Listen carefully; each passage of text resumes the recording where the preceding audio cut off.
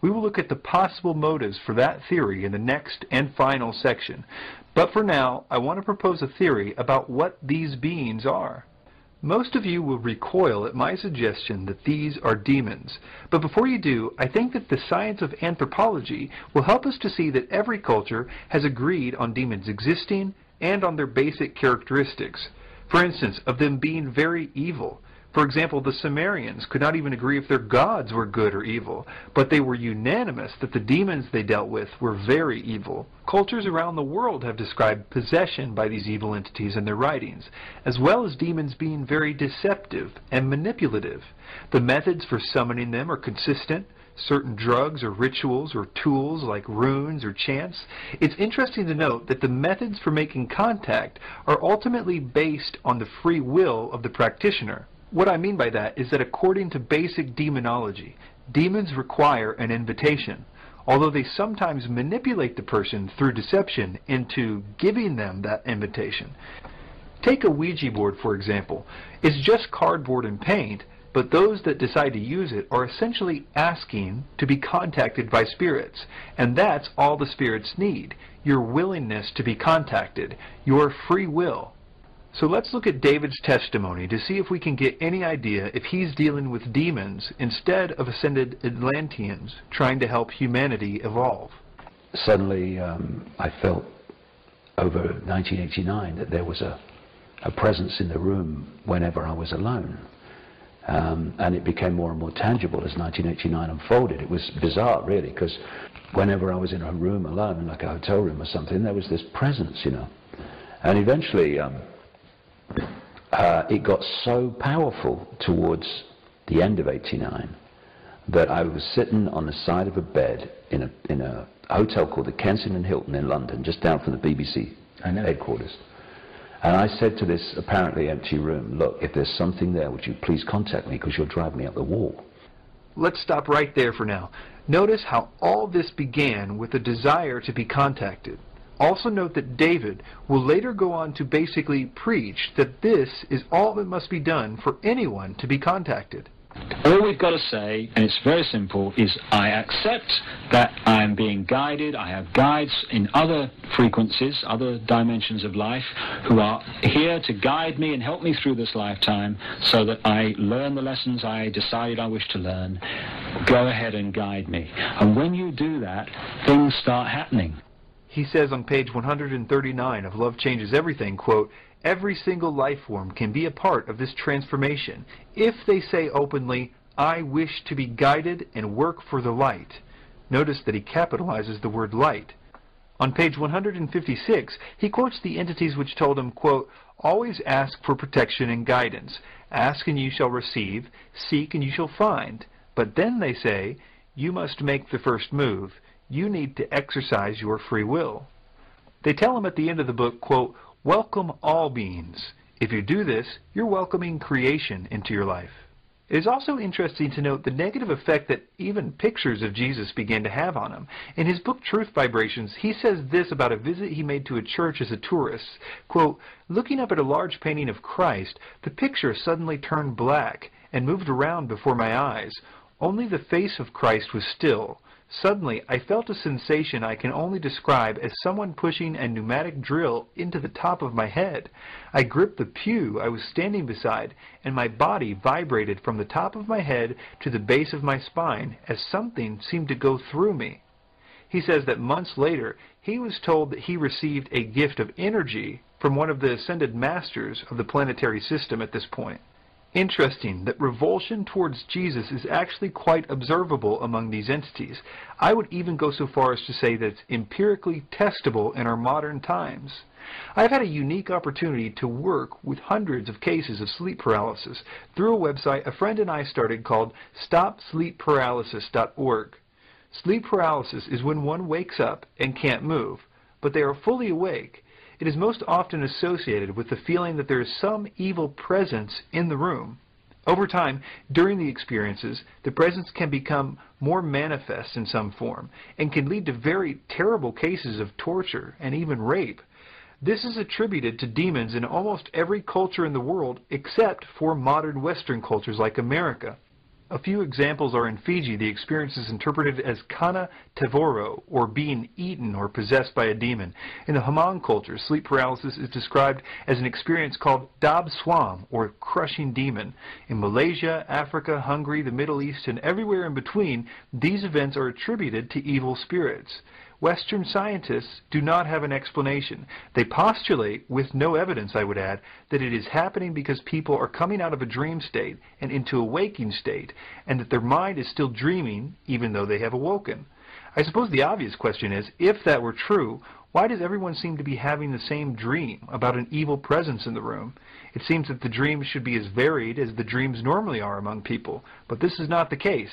In the cases that I have seen, about 90 to 95% of the people experiencing this have been dabbling in some occult or New Age practice, and they have in some way given their free will over to these entities, who now apparently feel that they have a right to be there. The more a person goes down that road, the more intense the control of these entities gets. Now here is the observable and testable part of this. If a person genuinely calls upon Jesus for help, the experience will immediately stop. Very often the entities will scream or be thrown back. One of the interesting aspects to this is it doesn't appear that a person has to be a Christian to do this, or to have previously believed that Jesus was important in some way. In fact, as you can guess, many of the people who are getting this are not Christians at all. But most of them who do see this authority that the name of Jesus has over these beings that they've been dealing with for so long, do begin to research who he is and why his name is so important. Now this doesn't work with other names, interestingly. For instance, calling on Buddha, no matter how sincere the person is, doesn't seem to concern these entities. There would be another time in Icke's life when he would vibrate uncontrollably like he did when looking at that picture of Jesus. This was when he took his infamous trip to Peru. He tells the story this way. I had this overwhelming feeling, again, the urge, the impulse, to go to Peru. And we go out to this place, and it's in the middle of nowhere. And basically, when you looked around, it was encircled by mountains, in the distance, mind. And I'm looking out the window, daydreaming, and I see this mound to my right, but must be no more than 3 minutes down the road. And as I look at the mound, all I can hear in my head is, come to me, come to me, come to me, come to me, come to me. And I walk to the center of the circle, and suddenly my feet go again, like they did in the news shot, but only seriously more powerful. They're like magnets pulling my feet to the ground. And I think, oh crikey, I recognize that, here we go. And then I felt like a drill going in the top of my head and through my body, through my feet into the ground, and then another one coming the other way. And then my arms go out at 45 degrees like that. I never made any decision to do it. And what then started to happen is this energy coming through me, this is February 1991, got more and more powerful. My body started to shake with it. Very powerful thought forms just passed through my head, just like in the news shot. It was like, you know, if you've got a dam and it's holding water back, well, the water is calm, right? Because that's its natural state in that situation, if you like. But when the dam bursts, before a new balance is found after the dam bursts, all hell breaks loose in the water, right, as it's trying to go from one state to another. Yep. When I look back, what happened to me on that mound? It was like the waters of my mind bursting. Icke always attributes this event to this place in Peru being located near a vortex point in something he calls the energy grid. But there is another side to that story. I used to believe in the idea of ley lines myself. I had no reason to doubt it. After all the so-called teachers I had in the truth movement talked about it as if it was a long-established fact. But I encourage anyone to do some research about how this idea started and see if you can still force yourself to believe it after that. There is actually a very interesting history of its evolution, and I will provide links in the notes where you can get all the details on this to get you started with the research. I say this because many people will claim that a proof that a ley line exists is the fact that certain places, especially ancient ritual sites, have a very heavy feeling of energy. I would validate that, but let me offer an alternate theory, one that I think is based on a much more observable cause. Icke would say that the reason that people were sacrificing on these ancient sites is because they were on powerful spots in the energy grid, and these people were adding negativity to it to affect world consciousness, and that's why the place feels negative. But I would say, based on my understanding of satanic rituals, that the areas are not intrinsically special at all. It is simply by it being the place where a lot of blood is spilled in sacrifice that it draws the presence of these evil spirits to the place. And that is why the area feels negative, as a result of their presence. Let me see if my theory helps us to understand what happened to Icke in Peru. But first let me describe a little about the area that he was visiting. The area that Icke was in was known for its blood sacrifice. New human sacrificial sites turn up all the time in Peru from the pre-Incan and Incan civilizations, especially that of small children. In fact, the place that Icke talks about in this clip was a place called Silistani, where there are stone channels that lead down to the lake so that the blood of the sacrifices could flow from the sacrificial site to the lake. Ironically, there's also a lizard engraved at the site too, and they still sacrifice pregnant iguanas there to this day. There is a stone circle on the mound there, which is exactly like the one 3 minutes down the road where Icke says his Kundalini experience was. This area was full of these stone circles on mounds, and I would suggest to you, based on his description of his convulsions and on him hearing voices of beings in his head on a daily basis after this, that he was further controlled by the entities at this point. Then there is the story of his experience in Brazil with the drug ayahuasca. In 2003, when I had an ayahuasca experience in Brazil, and a voice talked to me for 5 hours about the nature of reality. Real clear, very funny, and mind-blowing and life-changing. Ayahuasca is a DMT-containing drug, which is naturally produced in the pineal gland, and is present in wild plants found in places like the Amazon basin, and has been used for millennia by Aboriginal shamans and medicine men to contact the spirit world and to receive information from entities there.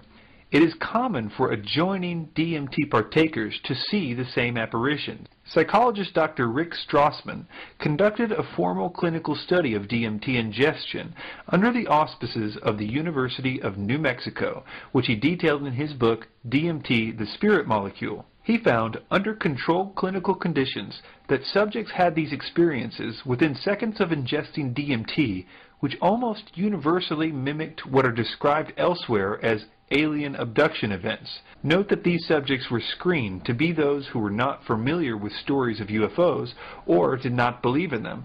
The entities they encountered were typically described as traditional greys, reptilian, or insect-like. The context usually involved medical and reproductive experiments conducted by the entities on the subjects, described as violent rape episodes. When subjects were willing to try additional experiences, they reported that the entities acknowledged their prior disappearance with no sensation of time loss. The episodes were so traumatic to the subjects that a support group was later formed to help them deal with the emotional trauma of the experiences.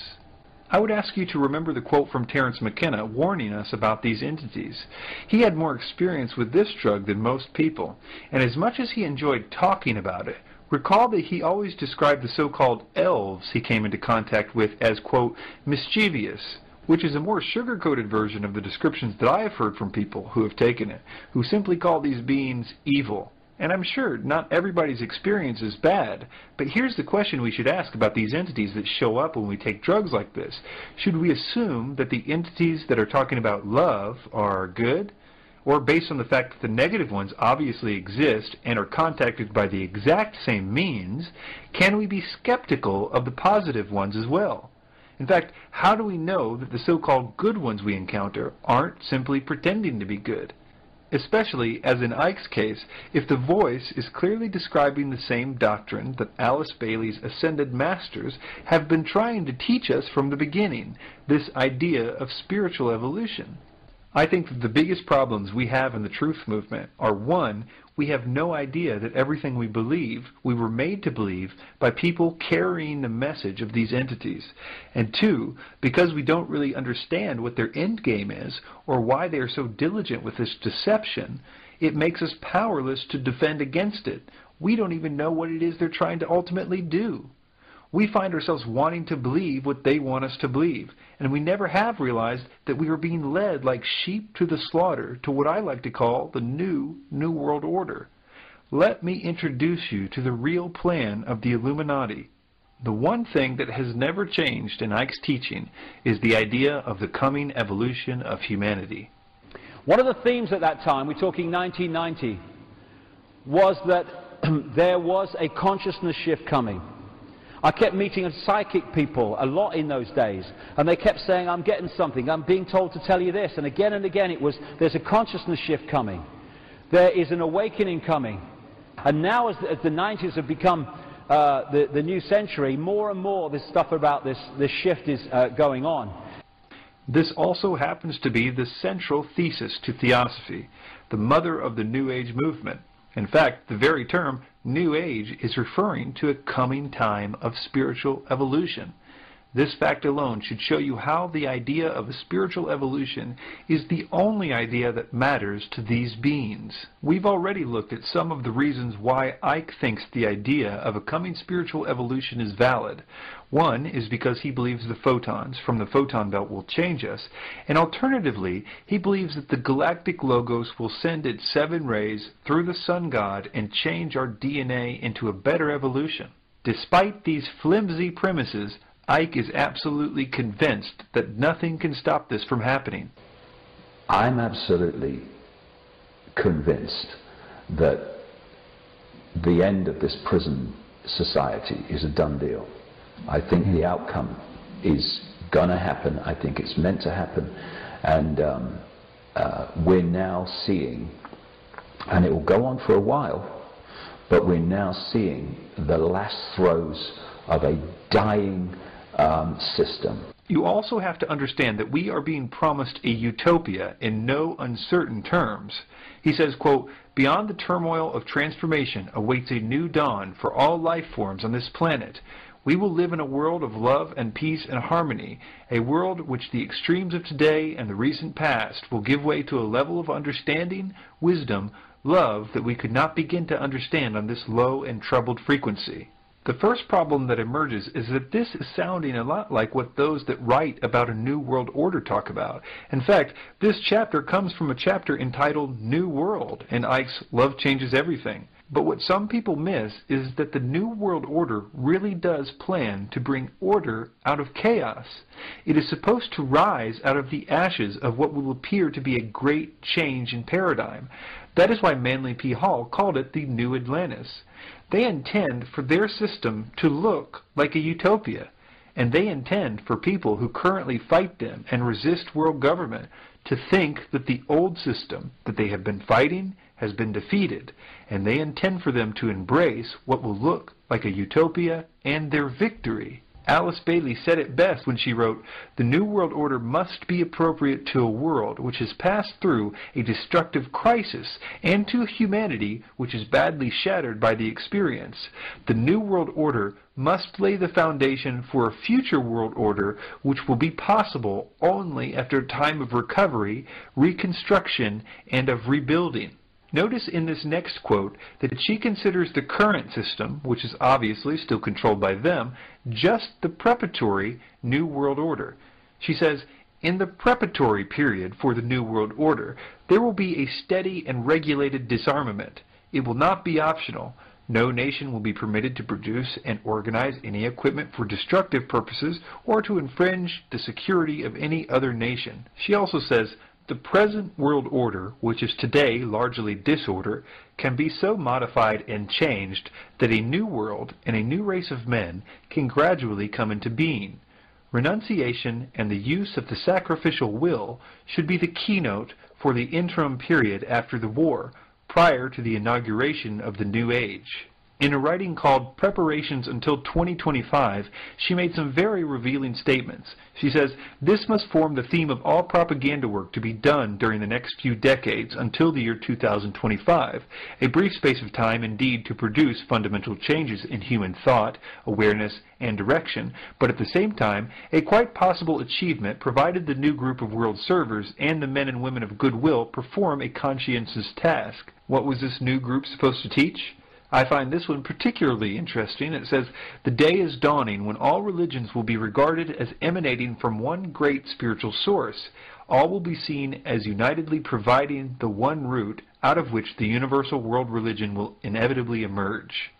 And this final quote that I find particularly interesting, considering that it is the one thing that Icke has consistently done through every manifestation.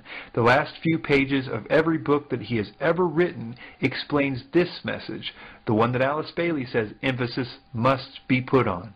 She says, quote, "Emphasis should be laid on the evolution of humanity." There is also a very dark side to Icke's spiritual utopia, something that I've previously only alluded to. Not everyone is invited to the utopia, and those that refuse to conform to this new system will be eliminated. This is much more apparent when you read other channeled writings about this. In the book of Co-Creation, New Age leader Barbara Marx Hubbard states, quote, "Out of the full spectrum of human personality, 1/4 is electing to transcend. 1/4 is resisting to election.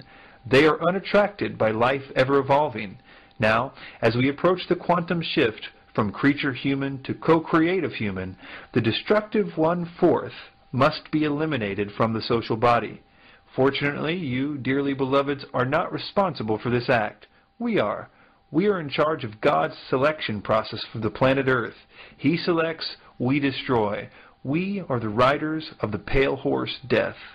Alice Bailey explained what the New World Order would do to those who refuse to accept its utopia. She says, "Let us never forget that it is the life, its purpose, and its directed intentional destiny that's of importance, and also that when a form proves inadequate, or too diseased or too crippled for the expression of that purpose, it is, from the point of view of the hierarchy, no disaster when that form has to go.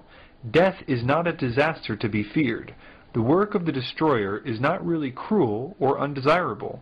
Therefore, there is much destruction permitted by the custodians of the plan, and much evil turned to good."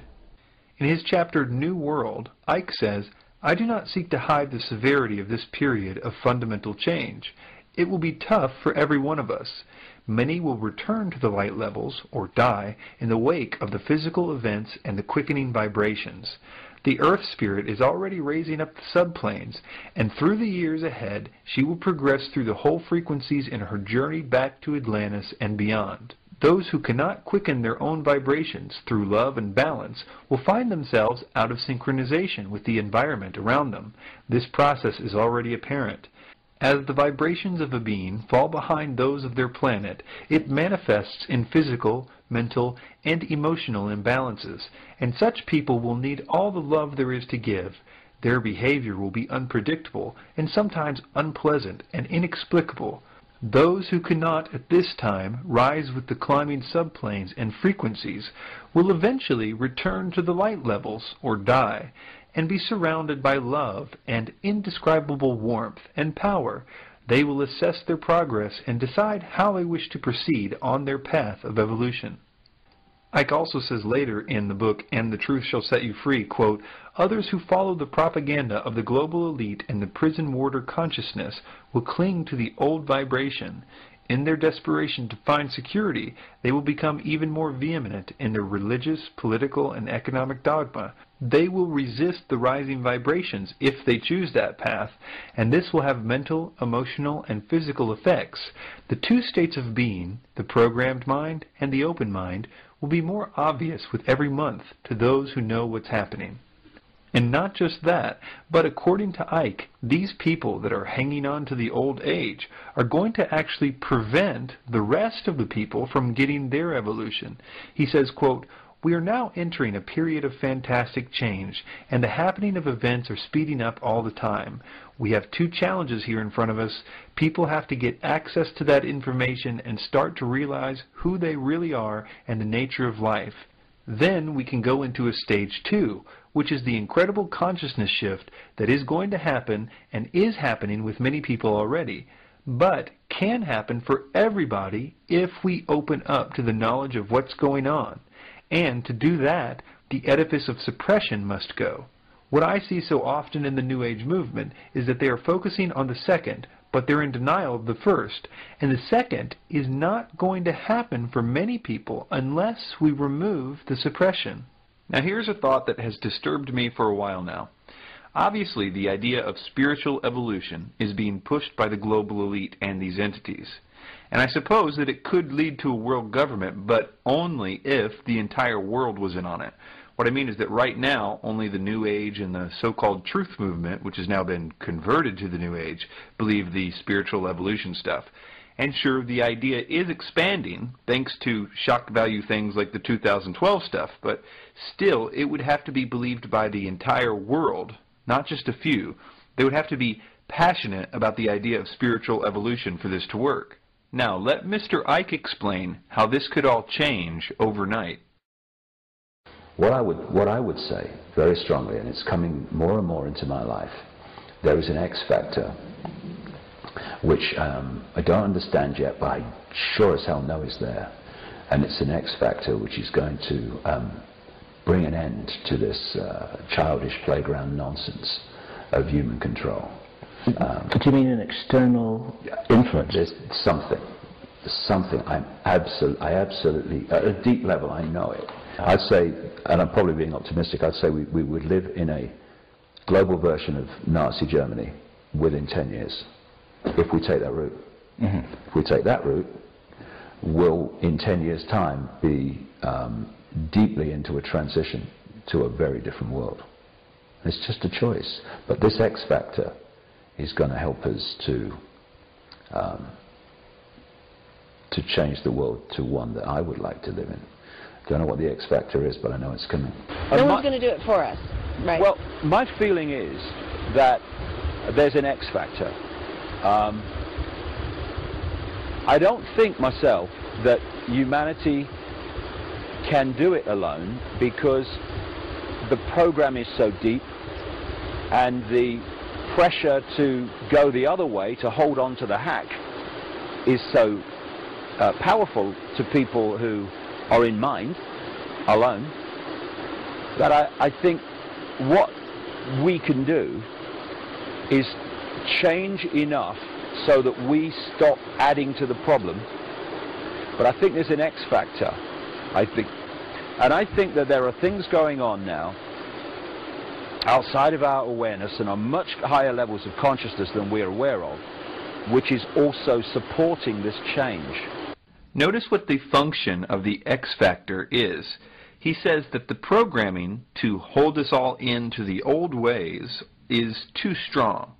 But the X factor, this external thing, will shatter that paradigm and set us free from our old way of thinking, and it will give us a new paradigm. Let me suggest a possible X factor that people like Bill Cooper have suggested, and one that I think, without question, we are being prepared for by the global elite, and have been for at least 70 years. That is, an extraterrestrial presence being discovered. Now, I realize that Cooper presented documents that reveal a plan of the New World Order to use an alien threat to cause patriotism needed for world government. After all, people would no longer view themselves as separate countries, but instead a world family. Now, this would also create the need for a world bureaucracy to deal with the threat. But I think that based on the propaganda of Hollywood and the occult writings, that this might not be presented as a threat at all, but rather them posing as a savior to a world that will be war-torn. They will claim to be saving us from ourselves. They would claim to have genetically created mankind.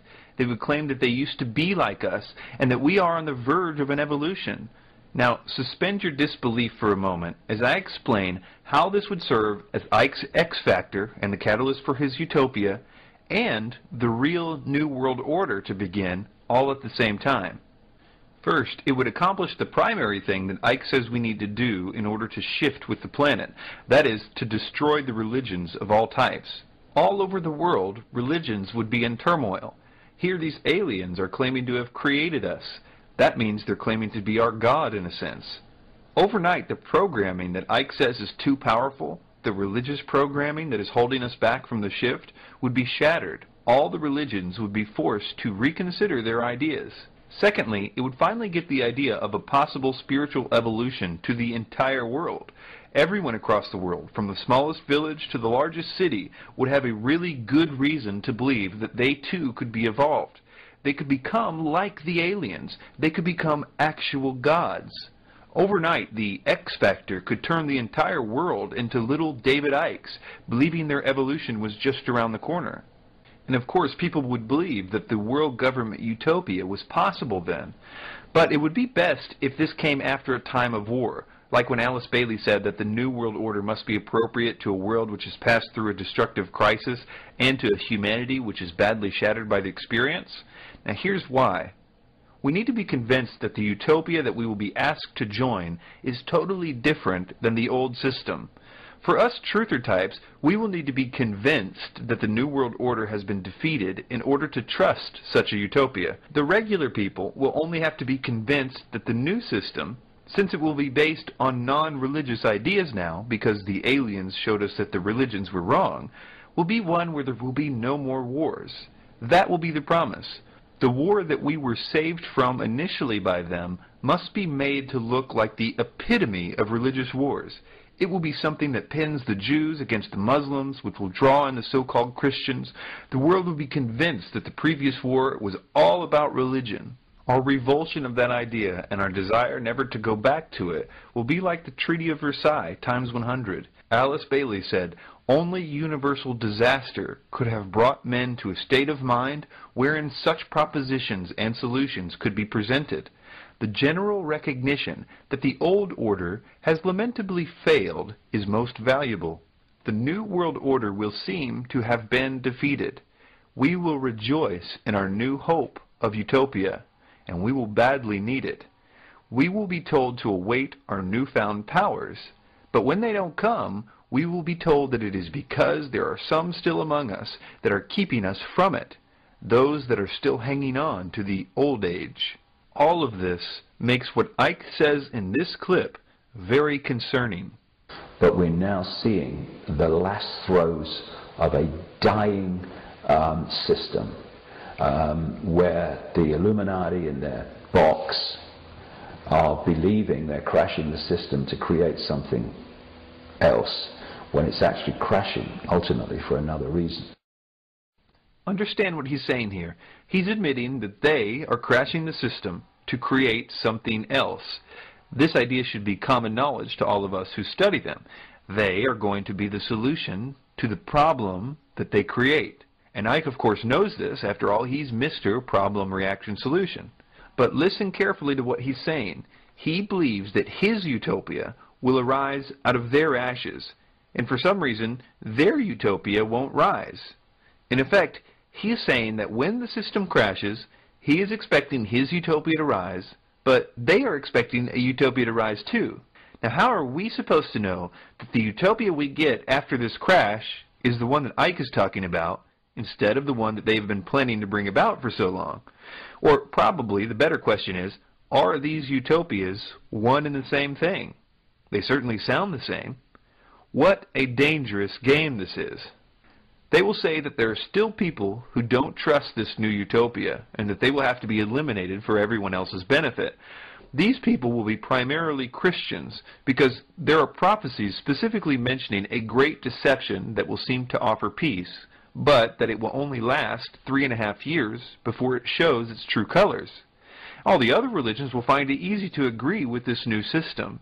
This, in addition to the propaganda that Christianity is behind all the wars of the past, will convince the entire world of these words of Aleister Crowley, who was given this message from a being claiming to be an Egyptian god. Quote, "But the future is now, and the maneuvers are being unveiled. As far as Christianity's role in this new age," Carpenter states, "Christianity, therefore, as I say, must either now come frankly forward and acknowledge its parentage from the great order of the past, seek to rehabilitate that, and carry mankind one step forward in the path of evolution, or else it must perish. There is no alternative." Or, as New Age author Eckhart Tolle likes to say, evolve or die. We've been told by Icke, a man definitely possessed by something, that if we worship the God of the Bible, we are worshiping reptilians. And when you worship, you project energy, and you are feeding this force by thinking you are worshipping a god when you're worshipping these. He has changed his mind in every book that he's written about which way to tell you not to look towards Jesus and not to look at the Bible. His entities have told him to tell us that demons don't exist. The voice that talked to him for 5 hours in Brazil went on quite a tirade about how demons don't exist. How could they, after all, if everything was an illusion? There is a fabulous reason why this misdirection is happening, because the real agenda is being played out like a military system. These demons are influencing people to prepare the way for what the New World Order calls its phoenix, and what the Theosophical Society calls the world teacher, their Christ, what I would call the Antichrist. A genuine Satanist knows exactly what I'm talking about right now, and that this plan has been the plan all along. They are awaiting something they call the Black Awakening, when this system of the Antichrist will begin. Alice Bailey said, "The widespread expectation that we approach the age of Maitreya, when the world teacher and present head of the spiritual hierarchy, the Christ, will reappear among humanity to sound the keynote of the new age. There are millions of mentally alert men and women in all parts of the world who are on rapport with the plan and work to give it expression. They provide opportunity for cooperation with the spiritual evolution of humanity. There is no group so likely to ensure that humanity achieves this most difficult goal as the men and women of goodwill, requiring only courage to initiate action to prepare for the New World Order." All the conspiracies, all of them, are leading up to one event. There is an ancient angel that has been working on a system that would allow him to actually control the world to such a degree that he could force them to worship him as God. And unfortunately, for the first time in history, technology is now capable of doing that. I believe that the implantable microchip could actually play a role in this worship. And he is the general in all of this. This is why you find Satanism behind every door you kick down in the investigation of the New World Order. This is why you find his demons telling people to go out on a world stage and teach a doctrine that will lead them right into his hands, to an elitist mindset, seeking the Luciferic initiation of the Lightbringer, Prometheus, Lucifer, the Solar Logos. They've always been preparing you for him. Their agenda has never changed. But we have been so brainwashed to hate Christianity that the Bible is literally the last place we would look for the truth. Jesus spoke of a time that's coming, and he said, "Now the brother shall betray the brother to death, and the father the son, and children shall rise up against their parents, and shall cause them to be put to death. And ye shall be hated of all men for my name's sake." Now this is interesting. Here's a guy that not even his enemies can find a good reason to accuse him. He's entirely just and sincere and humble in the Bible. Yet for some unknown reason, what he said is absolutely true. We will be hated for his name's sake. This hate has to come from a third party. Our enemy perverts the Bible to make you think that religion is equal with Jesus, so that you will reject him. And I submit to all of you that Jesus was the most anti-religious person that ever walked the face of the earth. He had nothing but compassion for sinners. In fact, the only harsh thing he ever said was to the clergy of his day and the bankers. The reason the mere calling on his name crushes whatever force is behind sleep paralysis and so-called alien abductions is because he really is who he claimed to be. And the demons are just as scared of him now as they were during the pages of the Bible. Jesus said in Matthew 11, verse 28, "Come to me, all who are weary and heavy laden, and I will give you rest. Take my yoke upon you and learn from me, for I am gentle and humble in heart, and you will find rest for your souls. For my yoke is easy and my burden is light." Christianity is not a belief system. It's a supernatural event that happens to you. Your life begins to change. You start to love things you used to hate, and hate things you used to love. You are given a new power to turn from the things that have you in chains. It doesn't mean that you're going to be perfect, but you will start to change, and that change will continue your whole life. It is freedom from bondage, not a list of rules. Mark 10, verse 45 says, "For even the Son of Man did not come to be served, but to serve, and to give his life a ransom for many." Acts 17:30 says, "Therefore, having overlooked the times of ignorance, God is now declaring to men that all people everywhere should repent, because he has fixed a day in which he will judge the world in righteousness through a man whom he has appointed, having furnished proof to all men by raising him from the dead. I do not think that David Icke knows that he's being used as a tool for the New World Order. I would like to think that he would turn from this if he could be convinced of it. I want to ask you to help me pray for Mr. Icke. For transcripts, footnotes, free downloads, and free DVDs, go to the website davidickedebunked.com. Thanks for your time.